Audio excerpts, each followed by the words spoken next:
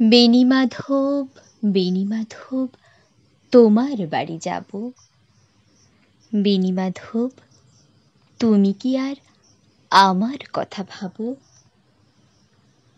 বেণীমাধব, মোহন বাঁশি তমাল তরুমূলে বাজিয়েছিলে। আমি তখন মালতী স্কুলে ডেস্কে বসে অঙ্ক করি। ছোট্ট ক্লাস ঘর, বাইরে দিদিমণির পাশে দিদিমণির বর।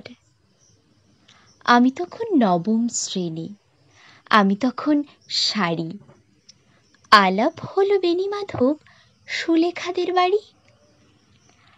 বেণীমাধব, বেণীমাধব লেখা পড়ায় ভালো।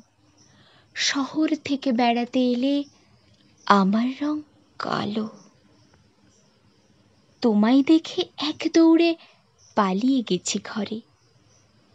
বেণীমাধব, আমার বাবা দোকানে কাজ করে। কুঞ্জে অলি গুঞ্জে তবু ফুটেছে মঞ্জুরি। সন্ধেবেলা পড়তে বসে অঙ্কে ভুল করি।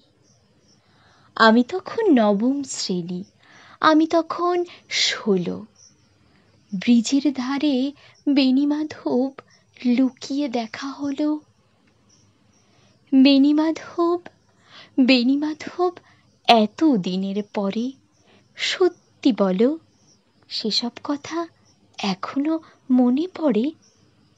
সেসব কথা বলেছ তুমি তোমার প্রেমিকাকে?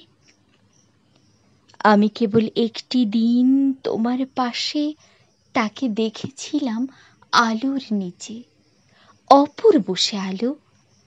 স্বীকার করি দুজনকেই মানিয়েছিল ভালো। জড়িয়ে দিল চোখ আমার, পুড়িয়ে দিল চোখ। বাড়িতে এসে বলেছিলাম ওদের ভালো হোক।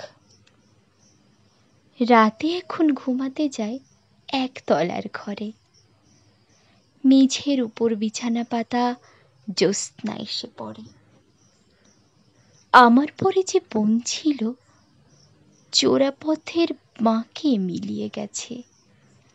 জানি না আজ কার সঙ্গে থাকে।